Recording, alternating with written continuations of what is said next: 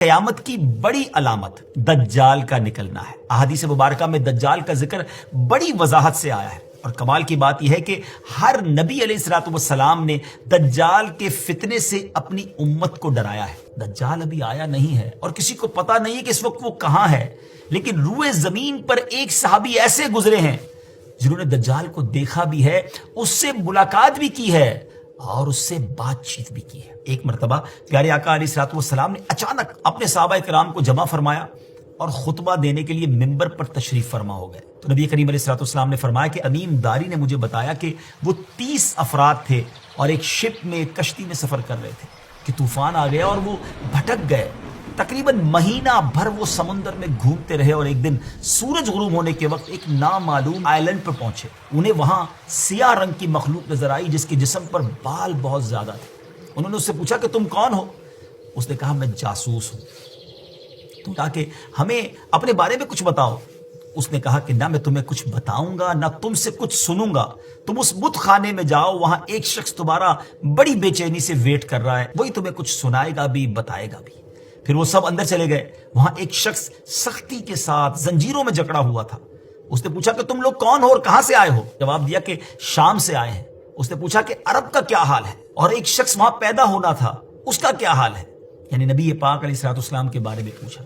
صحابہ کرام نے کہا کہ وہ اچھے حال میں ہیں اور ابتدا میں ان کی مخالفت ہوئی مگر اب تو تمام عرب پر وہ غالب ہو گئے ہیں۔ اس نے کہا اچھا زغر کے چشمے کا کیا حال ہے؟ انہوں نے جواب دیا کہ وہ بھی اچھی حالت میں ہے، لوگ اس سے پانی پیتے ہیں، اس سے کھیتی باڑی بھی کرتے ہیں۔ پھر اس نے پوچھا کہ عمان اور بیسان کی کھجوروں کا کیا حال ہے؟ انہوں نے کہا کہ اس میں ہر سال پھل آتے ہیں۔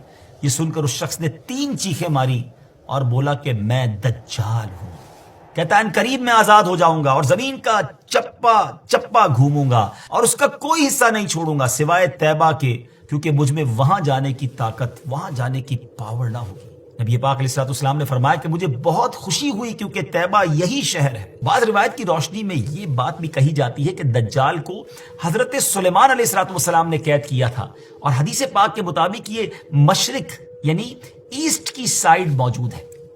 دجال کا فتنہ تاریخ انسانی کی ابتدا سے لے کر انتہا تک تمام فتنوں سے بڑا اور خطرناک فتنہ ہے۔ مختلف احادیث میں دجال کا جو حلیہ بتایا گیا ہے وہ یہ ہے کہ دجال ایک جوان مرد ہوگا، لمبا قد ہوگا، جسم بہت موٹا ہوگا، ایک آنکھ سے کانا ہوگا اور ایک کانی آنکھ ایسی ہوگی جیسے پھولا ہوا انگور، اور جبکہ اس کی ایک آنکھ خون آلود ہوگی۔ اس کا سینہ چوڑا ہوگا اور ذرا سا اندر کی طرف دھسا ہوا ہوگا۔ دجال کی پیشانی چوڑی ہوگی اور دونوں آنکھوں کے درمیان کاف فا را یعنی کافر لکھا ہوگا۔ دجال کے نکلنے سے پہلے دنیا بہت بری حالت میں ہوگی۔ اس کے نکلنے سے 3 سال پہلے سے اس دنیا میں خشک سالی پھیل جائے گی، خشک سالی کا گویا سال پھیل جائے گا۔ علمی اور روحانی قحط بھی برپا ہوگا۔ دین کے معاملے میں لوگوں میں کمزوری پیدا ہو چکی ہوگی، علماء اور دیندار لوگوں کی قلت ہوگی۔ تب دجال ایسٹ کی سائڈ سے اصبہان یا خراسان نامی شہر سے نکلے گا اور زمین پر 40 دن رہے گا، جن میں سے ایک دن 1 سال کے برابر ہوگا، اور ایک دن 1 ماہ کے برابر، اور اگلا دن 1 ہفتے کے برابر، جبکہ باقی دن سال کے عام دنوں کی طرح ہوں گے۔ اس مدت میں دجال اپنے گدھے پر سوار ہو کر ساری دنیا کا چکر لگائے گا۔ دجال کے ان فتنوں کی وجہ سے اہل ایمان سخت پریشان اور تنگی کے عالم میں بھاگ کر دخان نامی ایک پہاڑ میں پناہ لیے ہوئے ہوں گے، لیکن دجال ان کا پیچھا کر کے پہاڑ کا گھیرا کرے گا۔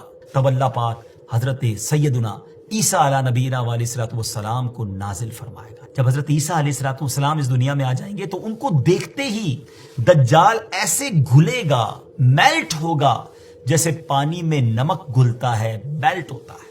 آپ علیہ الصلوۃ والسلام دجال کو مقام لد پر قتل کریں گے اور اس کے فالوورز میں سے ایک بھی کسی کو بھی زندہ نہیں چھوڑیں گے۔ یہ فتنہ بہت شدید ہوگا ناظرین۔ نبی پاک علیہ الصلوۃ والسلام نے فرمایا جو سورہ کہف کی پہلی 10 آیتیں یاد کرے گا دجال کے فتنے سے محفوظ رہے گا۔